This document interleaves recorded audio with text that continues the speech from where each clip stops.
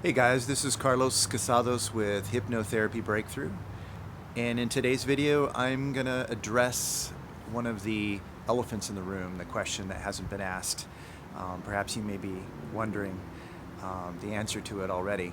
Perhaps you're even wondering what the question is, because I haven't even mentioned it. In part one of the series on daily practices, I talked about how to start your day. There's suggestions about how you might go about, starting your day right, get it started right. In the second daily practices video, I talked about how you might go about ending your day, doing an after action review and a progressive relaxation technique to get you into a wonderful sleep state. But then the natural question is, what do you do during the day, in the middle? You've got a lot of hours in there.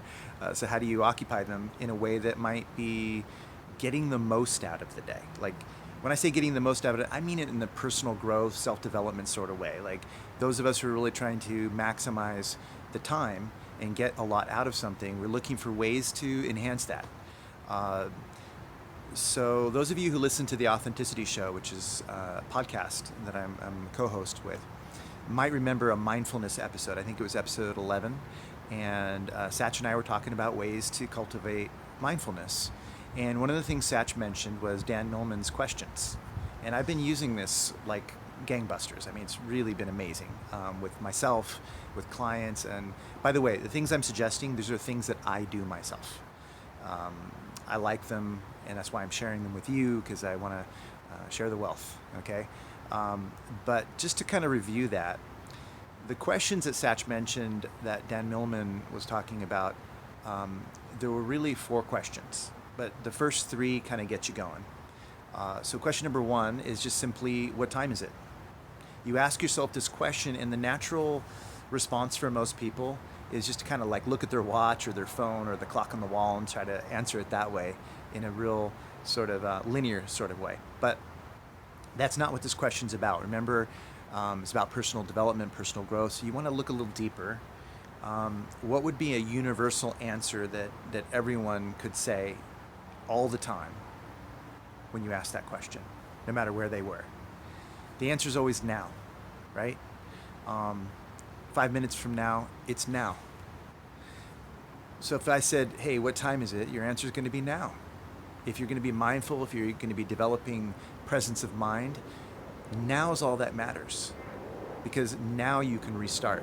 Now you can do it again. Now you can reorient yourself. Now you can change your coordinates. Every time you've screwed up in life, there was always a moment afterward where you could start again. So just keep that in mind. What time is it? Now. Second question is, where are you? Where am I? Right? The universal answer to this, it doesn't matter where you are. You're always here. So don't go looking around. Don't go mentioning the city you're in or the room that you're sitting in. Think, I'm always here. No matter what, no matter where I go, here I am. As Buckaroo Banzai said, wherever you go, there you are. And it's true. Silly, but true. So there's a philosophical orientation in space that you're creating and in time, right? What time is it now? Where am I? Here. But then the third question is, what are you doing? And at first you might answer that really simply by saying whatever it is that you are actually doing. You might think, well, I'm arguing right now, or I'm stuck in traffic, fighting with the traffic, or I'm struggling to get this paper done in time, or I've got deadlines that I'm trying to meet, or whatever it is, or I'm working out, right? But that's not the answer either. Remember, we want to look deeper, and we want to look at the universal condition, the universal answers to these things. So what are you doing? You're always doing this, whatever this is, or that, whatever that is. Now, hear this. Listen to that again. Now hear this. Because there's a fourth question. I kind of think of this as the $1 million question. It's the golden question. And it ties it all together. And this is the question that you don't actually have to answer. You can just think about it. You can contemplate it, and it will change you just by doing that. By observing differently, it will change things. So are you ready for it? The question is, are you doing it gracefully? Really? Are you doing that gracefully? Because if you just think about it, whatever it is, if you're arguing, if you're negotiating, if you're cooking, if you're doing martial arts or yoga, if you're doing your homework, if you're tucking your kids into bed or brushing your teeth, am I doing this gracefully? Is going to immediately put your awareness, your presence of mind into the moment, into what you're doing, and there's going to be a unity of attention. And that's the key for cultivating stillness in movement, for cultivating presence of mind, for cultivating mindfulness. Ask these questions. It's a hack that I think is a great hack. It gets you in there. If you ask this several times a day throughout your day, what time is it now? What am I doing? Or where am I? Here. What am I doing? This. Am I doing it gracefully? And you just keep doing that throughout the day. Maybe set a timer on your phone or something like that, or on your computer screen. Or maybe put it as questions on your mirror, put it on Post-it notes. Whatever you need to do, maybe you can make an arrangement with a friend to ask those questions. And whenever it happens, just agree that you're going to be really mindful for that moment.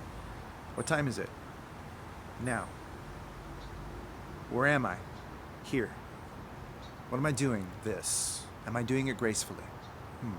Don't answer that question. Think about it.